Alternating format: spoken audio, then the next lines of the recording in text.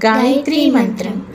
ॐ भूर्भुवस्वः तत्सवितुर्वरेण्यं भर्गो देवस्य धीमहि धियो यो न प्रचोदयात्।